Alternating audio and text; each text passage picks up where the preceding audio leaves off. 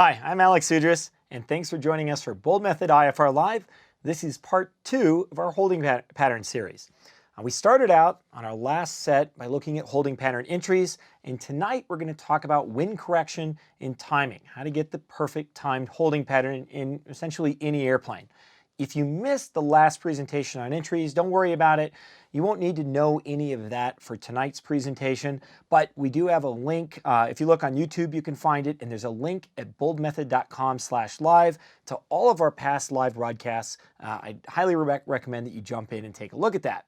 Okay, so tonight, as I said, we're going to look at how to correct for the perfect 1 or 1.5 minute holding pattern, which means correcting timing and correcting your wind correction angle. So let's jump right into video. We'll take a look at a standard holding pattern. In this case, you can see we're at ONP, Newport. We're holding in the missed approach hold for the VOR runway 16. This is a standard right-hand turn holding pattern. We would be holding at low altitude, so you would have 1 minute legs. And if you take a look at our inbound holding course, it's 349. The fix is based off the ONP VOR.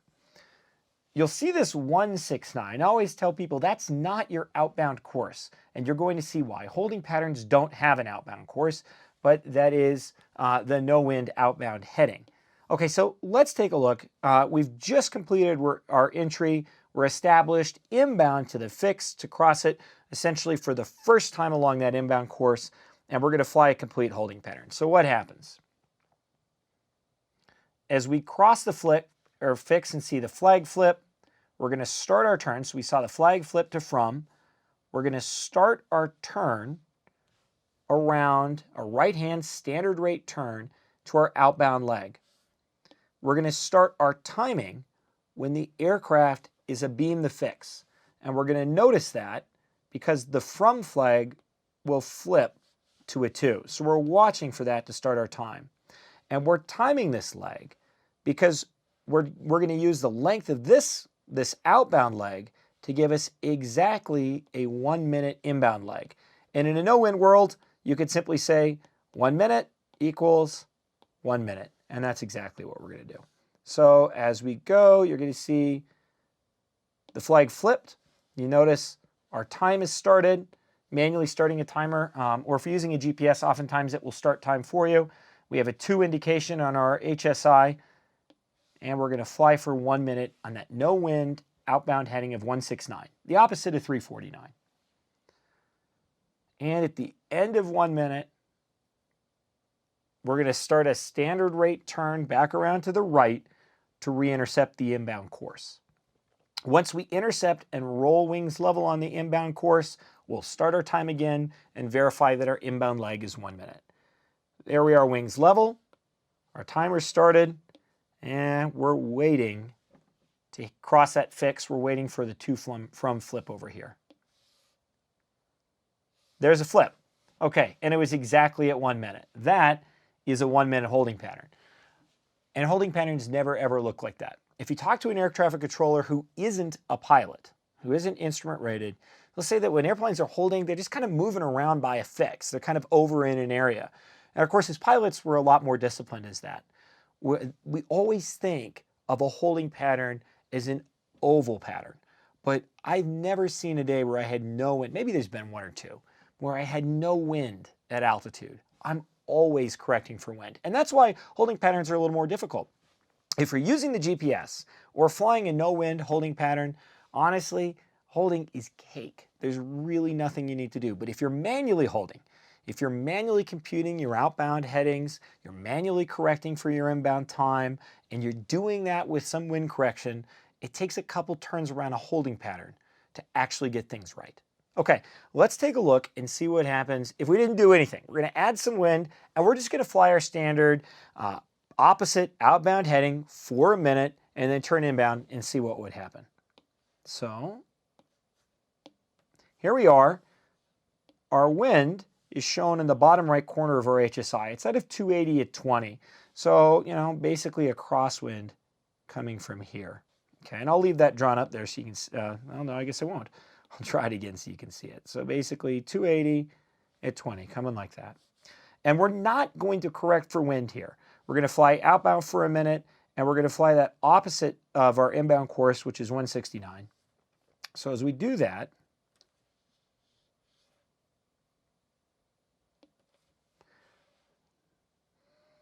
you can already see that west wind starting to affect us. It's blowing us out further than we would have been in a no-wind scenario. As we get the flip, we're going to start our time, so our time comes online. And look at our track. It's blowing us out away from the holding pattern. And as we get to a minute,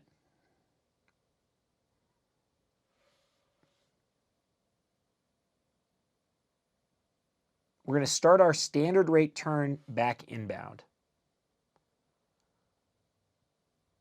Now we're hoping to roll out right on the 349 course as soon as we hit a heading of 349, and of course that doesn't happen. We're way off course, outside of, or well downwind of our inbound holding course here. And if you take a look at this, you're going to see a couple things. Not only did we get pushed out this direction, but take a look at the size of the turns. This turn, which is a turn away from the wind, okay, with a tailwind, is really large. In this turn at the bottom, into a headwind, is much smaller. So that's part of the problem here in correcting in a holding pattern, is that our turns end up being different sizes. So let's take a look at another scenario. It's not the right way to correct, but it's kind of, sometimes people think about it. What we're going to do is we're just going to parallel our course. Okay, so in this case, we see this holding pattern drawn here. What we're going to do is try to take a wind correction angle to hold ourselves right on this course, okay? So in this case with this wind, we've computed that wind correction angle. I think it's about, it looks like it's about 11 degrees here. So that's what we're going to turn to. You see we're still getting blown out due to this tailwind during the turn a little further. We're going to turn a little longer than we normally would. You'll notice that we'll get the flip and we'll start time before we roll out of the turn. Now, we didn't there, but we are crabbed into the wind, and we're paralleling that inbound course. And we're going to wait for a minute.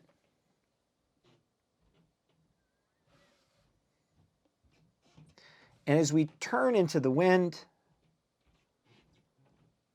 we're in better condition,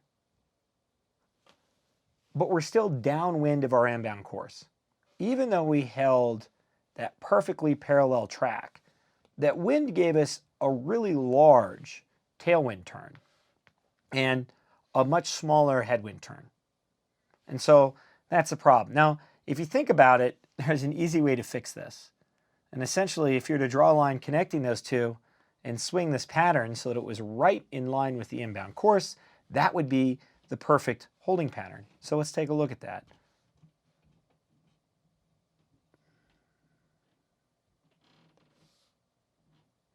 We cross the station, get the flip. We're going to turn to a larger wind correction angle now. Not the same wind correction angle we would have used on our inbound course, but in this case, we're going to use a significantly larger one, about 3 times larger. And you'll notice that now we're flying into the inbound course. We're closing in on it. If that's the inbound course right there, we're getting closer.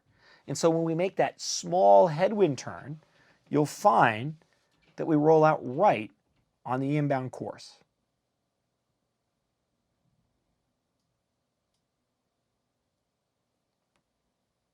And there we are.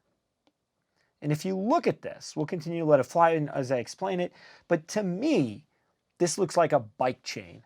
This is what a correct holding pattern is going to look like. If you look at a bike, you've got your big spoke right here, you've got your little one on the rear tire down there, and essentially, we're just drawing a bike chain. And we're doing that so that we roll out right on our inbound course, and that when we fly inbound into a headwind, or a tailwind, whatever we've got, that essentially we're flying a 1-minute pattern. Or if you're about 14,000 feet, a 1.5-minute pattern. most people fly 1-minute patterns in light aircraft, so that's what we used as the example here. Okay, so that's the trick. Essentially, you want to draw this bike chain. And the problem with drawing the bike chain is there is no exact way to get the bike chain. There's a way to estimate it. The GPS is constantly changing your bank angle. If you use an autopilot and a GPS to fly a holding pattern, as you can with the G1000, a Garmin system, almost anything on the market from Garmin these days, at the end of the day, it's just going to vary you up to keep you on that perfect path. It's constantly analyzing the wind. But as a pilot, we do not have that computational mechanic built into us. So all we can do is make some estimations. And that's what we're going to go through tonight. But we'll start with a question. Okay, so Alex wants to know, with these examples that you just showed, should I ever increase my bank angle to overcome a tailwind in a turn?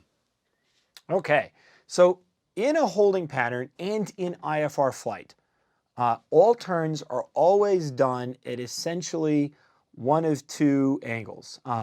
You're either going to bank at standard rate, and that depends on your true airspeed, but you can use your turn coordinator to indicate it, the 2-minute turn, okay? Or you're going to bank at generally a flight director limited bank angle. So if standard rate would result in a turn typically greater than 25 or 30 degrees, many aircraft will limit their turn to 25 degrees. So the question is, should you go more than that, go 30 or 40? And the answer is no. A couple of reasons. Number one, you end up with a lot of back pressure. It can kind of mess with your equilibrium, and it makes the aircraft harder to control.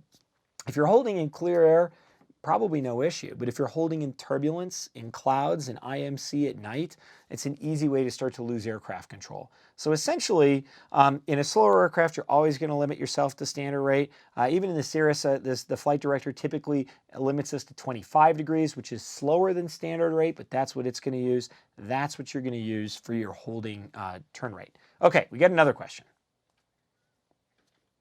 Okay, so Michael wants to know, are there certain legal tolerances when you're IFR, how far off course you can be before ATC starts talking to you? That's a really good question. And the answer is there is TERPS protected airspace. But it all depends on the speed assigned to the holding pattern.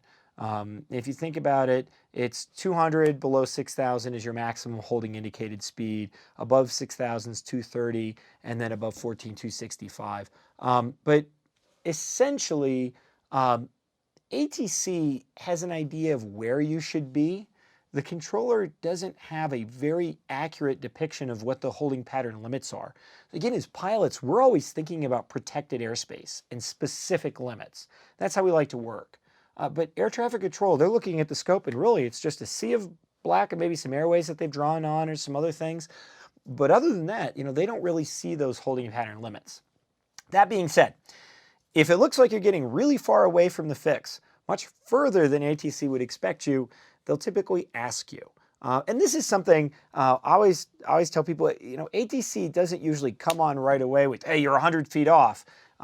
If you're 1,000 feet off altitude, they'll notice it. If you're 5 miles or 10 miles away from a holding pattern that should only be a couple miles big, obviously they're like, whoa. But most often, ATC is going to ask to make sure what you're doing and what you have set match what they gave you. That's kind of your hint. They may say, hey, 6 Bravo Delta, are you guys established in that pattern? And that means that in their mind, maybe I don't look like I'm where I should be. That's typically what you're going to hear from them. But again, there's a specific protected size of airspace, but ATC really doesn't see that. Okay, next question. Okay, next up, I think this is good timing because it's going to go right into what you're going to do here, Alex. And Mark wants to know, is there a formula for compensating for wind? Absolutely. And luckily, it's really easy to use in the airplane. It is not exact. And so holding patterns are kind of a turn-by-turn perfection thing. You go back into the old days of airliners before you had, incredible FMSs, the 727 days. They were doing this with a stopwatch or the clock on the panel and following these same adjustment procedures. It worked, in the 50s, and it works today. And that is simply that on your outbound leg, you're going to triple your inbound wind correction towards the wind. So if you had a 5-degree wind correction angle inbound to the fix, you'll take 3 times that, a 15-degree wind correction angle on your outbound leg. And one of the things that I always tell people, the situational awareness part of IFR flying is knowing in your mind where that wind is from. And of course, with glass cockpits and ForeFlight and all the electronic tools we have today, there's almost always a wind arrow up somewhere on our screens. When I learned to fly, my first instrument flight had no GPS. The first time I got to fly with a GPS system in an airplane that was actually installed was as a double I, my instrument instructor rating. So my instrument rating was an airplane, with just DME. And you were always, okay, winds aloft, so the winds were 330. Yeah, it doesn't look like that's where they're from. And that was kind of the guessing game. But you always want to think about where is that wind coming from. And it's important in IFR flight not just to rely on that wind barb. If it's there, it's usually going to be accurate. In fact, every time I've seen it's going to be accurate. But if it goes away, you should know where that forecast wind is from. If something happens and that disappears, your life just becomes a lot harder. So you should always have something written down so that you know where the winds are from at your altitude. Okay, so what we said is we're going to take 3 times our inbound wind correction angle into the wind on the outbound leg. As far as timing goes, the first turn's a bit of a guess, but then after the first turn, now you've got your reference time and you're going to double your error. And let's take a look at that. So I'm going to jump into a real world scenario. And if you were to fly this, in the Cirrus, we hold at 120 knots indicated. So our true airspeed is going to change drastically whether we're holding over Newport at 2,000 feet or we're holding here in Colorado at 14,000 feet. Our true airspeed is going to be significantly different, and that changes all the timing. And the wind correction angles a little bit, not as much the timing, but the wind correction angles. But you'll see one of the important things when you're holding is to fly a constant indicated airspeed. You can slow down to your holding speed. ATC expects you to start slowing 3 minutes before the fix. You should always cross the fix at your holding speed, especially when you're using a GPS. And high-speed aircraft, they can completely misestimate the size of the pattern if you don't slow down early enough. And if you look at a professional flight crew, as soon as they hear the word holding, especially in the en-route or terminal phase, the first thing they do to ATC is to say, hey, we're going to slow down, because they don't want to hold. They would rather slow the airplane down and just cruise a little slower and avoid holding altogether. But it is really important when you're doing this that you hold a constant indicated airspeed. Otherwise, everything's out the window. Okay, so let's take a look at the iPad. We're holding at 120 knots indicated. There's a couple things I'll show you on our HSI. Our ground speed is going to be in the top right corner. In the left corner here, we have our inbound holding course of 349 already set.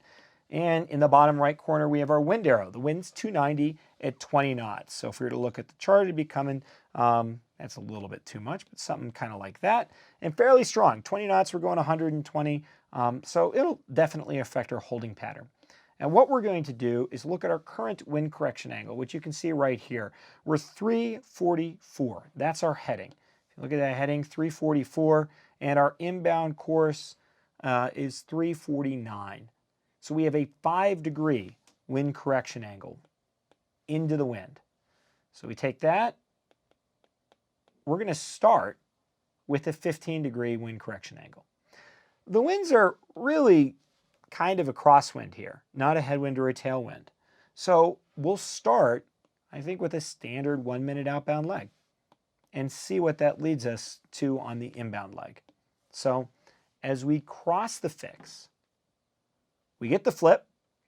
We're going to start our right-hand turn around to triple the wind correction heading. So in this case, we're turning to 184. That's 3 times. And again, this is where people can get confused. Keep in mind, you're correcting into the wind. You're turning into the wind. The wind's coming from the west, so you're going to turn a little further. So as opposed to 169, we've taken 15 degrees, we're at 189. We're going to fly that for a minute, starting our time when we saw the flag flip. A little bit less than a minute. Oh, we did it a little less than a minute? Just a little. Okay, so that, I'll jump in here. Colin did the animations on this, and that's that first turn timing, as I said, is an estimate. Colin estimated a little less than a minute because he figured there was a little bit of a tailwind component. And so he said, we'll go out a little less. We'll see how far he actually went on this. Oh, it looks like 55 seconds. So he went out 55 seconds. Now we're starting that turnaround inbound. Okay, so take a look at what's happened. We're not quite on course. We're still a little further out. We probably needed more of a wing correction angle to bring us further in. So there's a couple things that are very important when you're flying a holding pattern. Number one is always find your inbound freeze heading. That's the number one most important part of an entry, other than staying on the protected side, is giving yourself the time to find your freeze heading so you can do the triple on the outbound. The second most important part is knowing what heading you flew on the outbound leg. And I've forgotten this. I mean, when I was going through instrument training, I would get so busy with the timing and everything, and I'd start my turn and I'd fly inbound, and I'm like, okay, I was a little short. Wait a second, what did I use for my outbound correction? And so it's good to write this down if you don't have it anywhere. Some people will leave the old heading bugged and then just manually fly their inbound heading. There's nothing wrong with that. If you have an autopilot and you're using the autopilot, you always really kind of need to keep the heading synced. But there's nothing wrong with marking that old heading, but know what your old heading was. And be careful about changing that heading when you're flying on the outbound leg. Unless you see that you're like going to cross through the course and end up on the wrong side of the holding pattern, you really want to just stick with that heading.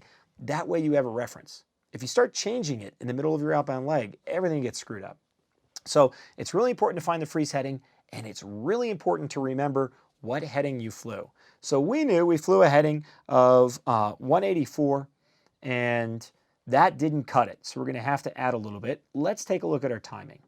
So essentially, I start my time, and this is really, it's kind of up to you when you want to start your time. If you wait till you re-intercept, your timing's not going to be accurate. So I start my time kind of when I see that needle closing in and I've rolled out on an intercept heading.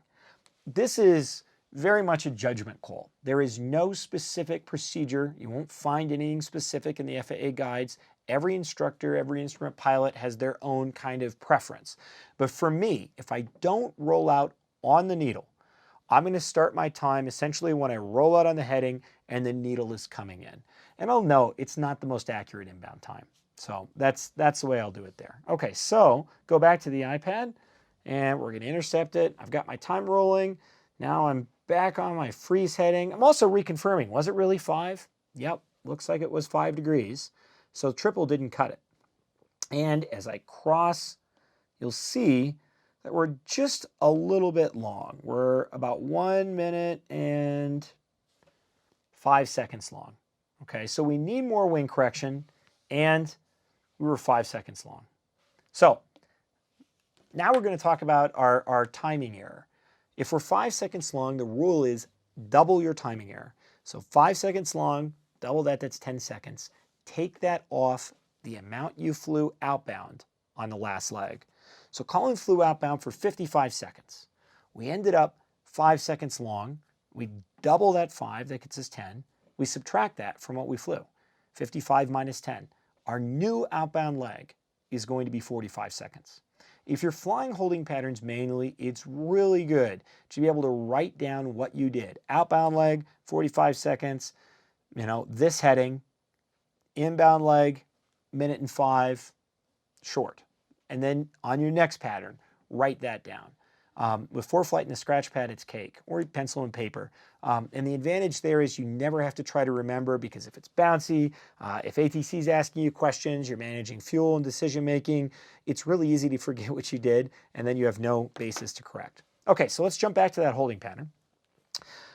How much more do we need to correct? It's a guesstimation. So we'll add another 10 degrees. As opposed to correcting 15, we'll correct 25, which is a 194 degree heading. So we're going to turn to 194, and we're going to fly outbound for 45 seconds. So what we're waiting for is the flag flip. Now once we get that flag flip, we'll start time. There's a flip, time started. You'll notice that our turn actually took just a little bit longer. We started time before we were done turning. This is common when you're correcting for wind. You start your time when you're abeam, the flag flip. And now we're going to fly out for 45 seconds.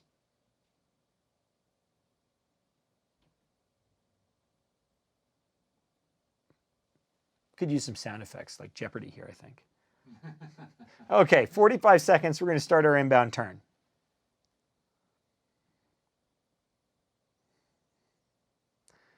And we're basically right on course. As we roll out in our freeze heading, we started our timer again, and we're going inbound to the fix. And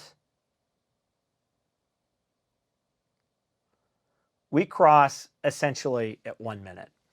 So when Colin prepped this animation, he took a flight, he took the Garmin G1000 sim, added some wind, and just guessed at what his correction would be.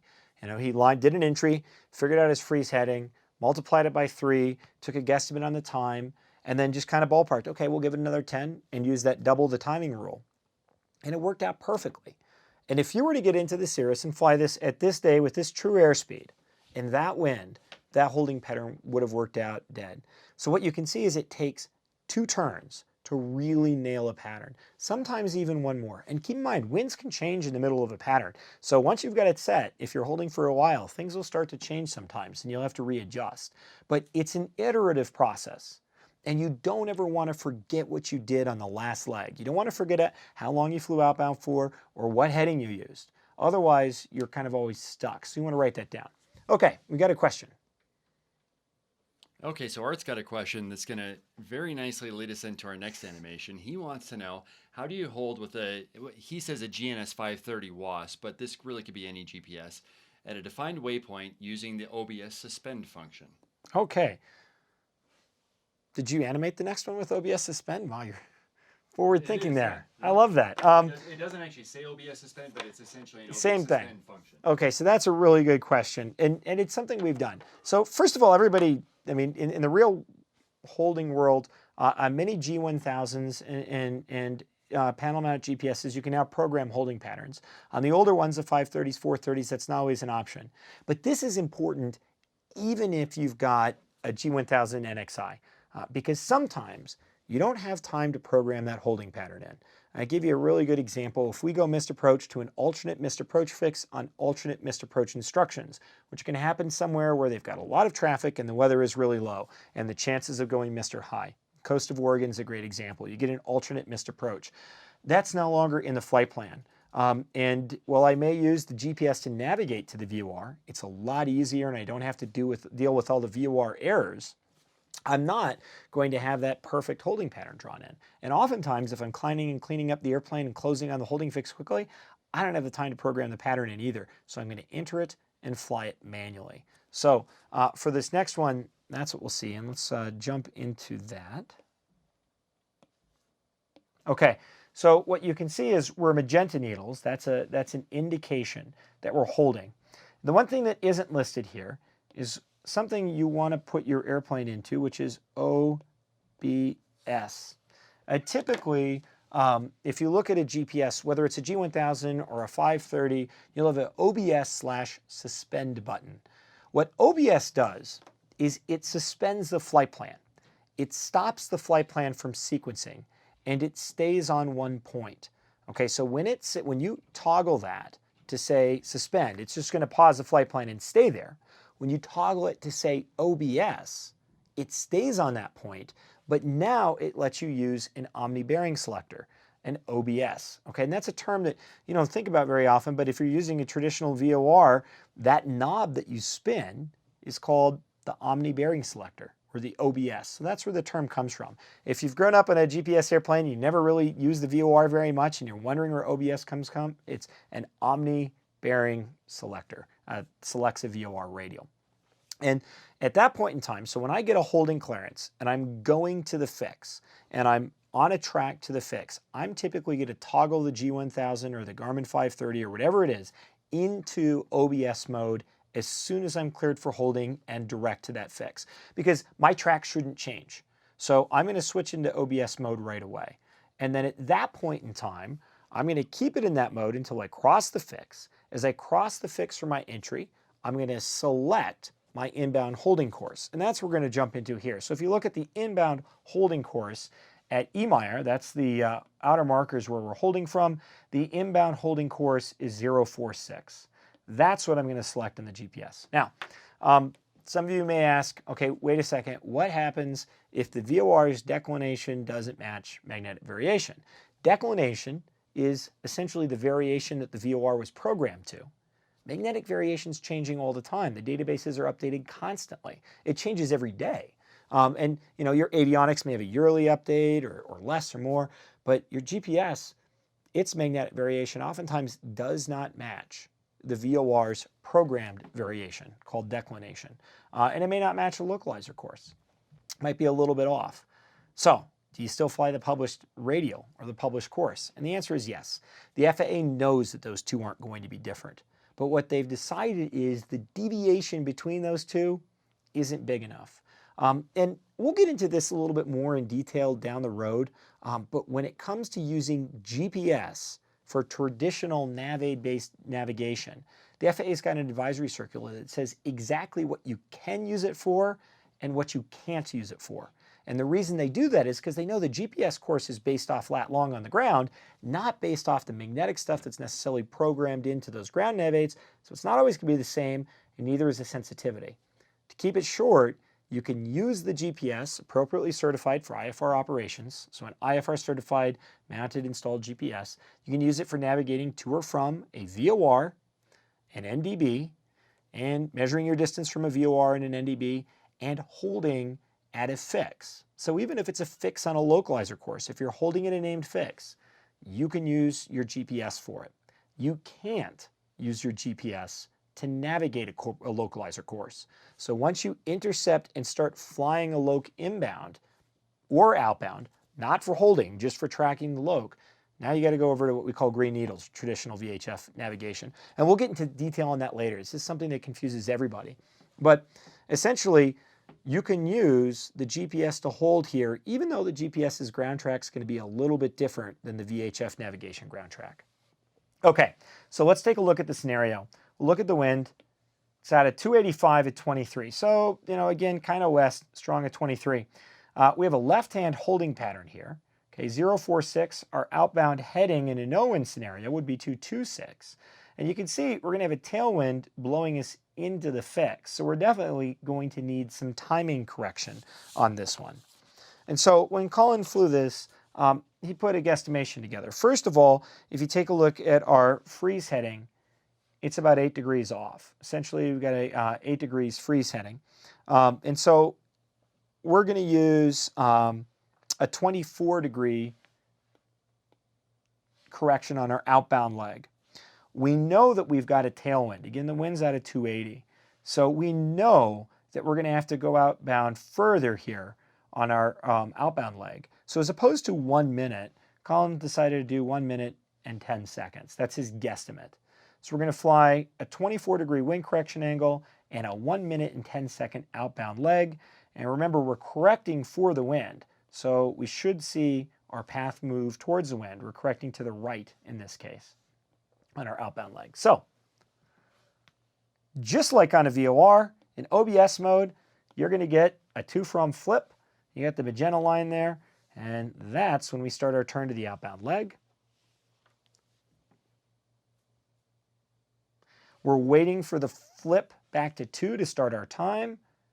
And there it is. And you'll notice on this, I'm going to rewind just a little bit, we rolled out on heading well before we got to 2. That's pretty common, and you'll see it when you're correcting away from the pattern like this.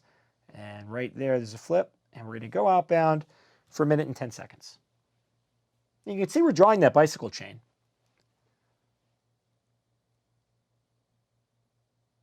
And in 1 minute and 10 seconds, we start our turn inbound. And just like a VOR, we're going to intercept that GPS course.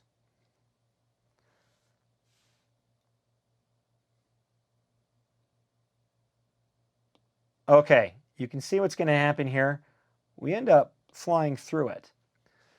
What we did is we started our time as we crossed our freeze heading. And again, this is a judgment call. Everybody will do it a little differently. But when I shoot through a radial and I'm close, and you can see we're not far off here, I'll typically start my inbound timing as I cross what my freeze heading would have been. I find that ends up working out the most accurately. So we'll go back to the iPad. That's when I started my time. We're going to see how long this is as we correct onto that radial. And we shot through, but that's not wrong. That's going to happen on your first holding pattern entry. It's not, or your first turn. It's not going to be perfect. We get the flip. You can see, I'm going to go back for just a second. You can see that we were at 57 seconds here. So we're 3 seconds shy.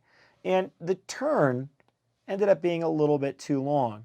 So what this really means is we need to go outbound a little bit further.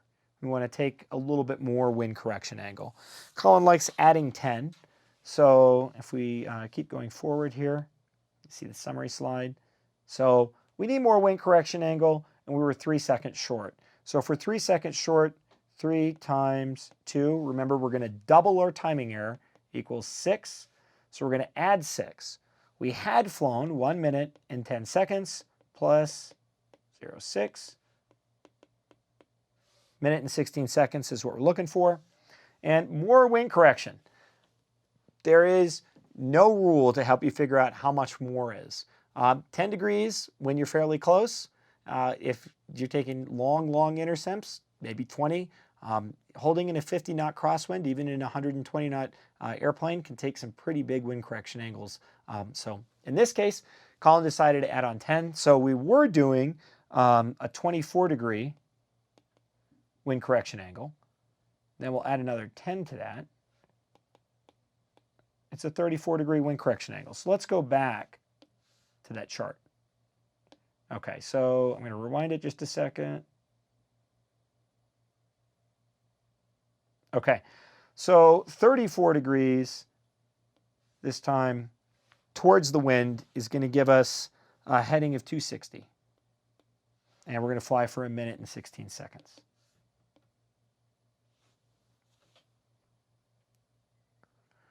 Again, we're going to start our time when we're a beam when we get the to from flip here. There's a flip. Our time is started. We're carrying ourselves further away from the inbound course now. And we're waiting for 1 minute and 16 seconds. And we're going to start our inbound turn.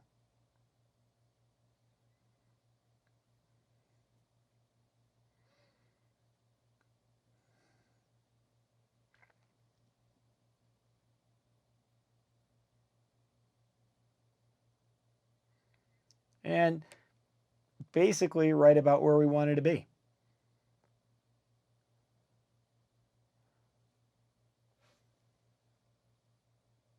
And 1 minute. And so we know that those numbers work.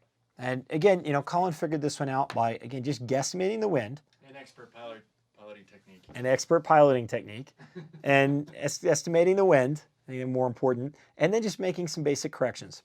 And people ask us, okay, if I go through the radial, do I need to be established perfectly in the first turn? Well, I would say the first turn was established. You were a few seconds off. There's really no issue there. And if you look at the PTS, it doesn't say, within 10 seconds. It says appropriately correcting for wind. And you'll find sometimes in really strong winds, 80-knot winds, holding in altitude, it takes a little bit to dial that pattern in. It's not necessarily easy.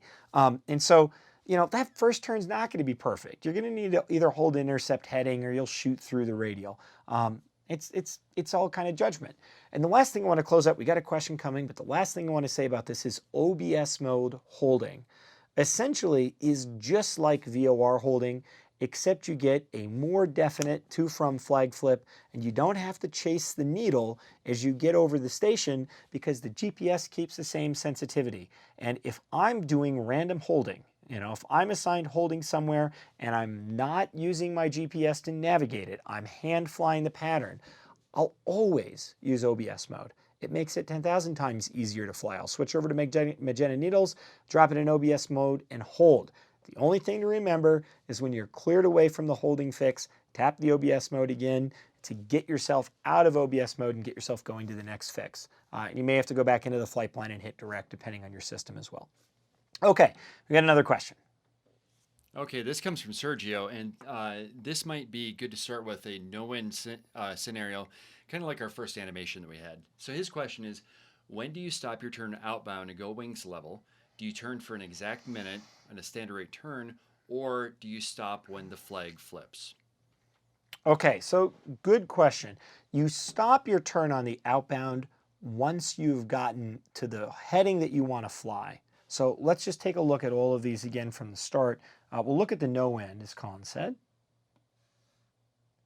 Okay, so in this case, without any wind, you see there's no wind on the chart, we're going to fly essentially a perfect oval, even though I can't draw one. We'll fly a perfect oval, and that means that we're going to fly that no wind heading of 169. That heading is exactly opposite of the inbound heading. And so you're going to roll out of the turn right when you hit 169. You'll start your time when you're abeam the fix. And in this scenario, you'll find that that happens essentially right when you roll wings level. When you're holding in a no wind pattern, you'll start your time abeam the fix, which happens to also be exactly when you roll wings level. And you're going to roll wings level once you get to your computed outbound heading, which we know in no wind would be opposite of the inbound. Okay, now let's go back to one where we had wind. So let's just take a look at the last one that we did there. In this one, we're making an initial estimation. We have winds coming out of the west. We have an inbound wind correction angle of 8 degrees. So we're going to take, to figure out that heading, we're going to take 3 times 8 equals 24. Okay, we're going to correct 24 degrees into the wind. So if we look at this, we want 24 degrees. The outbound heading is kind of masked by this airplane, but on the chart it's 226. That's the opposite of the inbound course, okay? That would be your no wind number, 226. And remember, we wanted to say a 24-degree wind correction angle, so we're going to take 24 degrees into the wind, or 24 degrees right of 226, and in that case, that ends up being 250. That's the heading we're going to use for our outbound leg. That's when we'll stop the turn.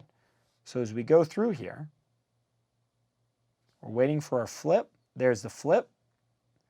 We're going to start our turn to a heading of 226. You can see that's selected on the bug. And we're going to start, so we roll out right at 226, and we wait. Right there we got the flip. That's when we start the time.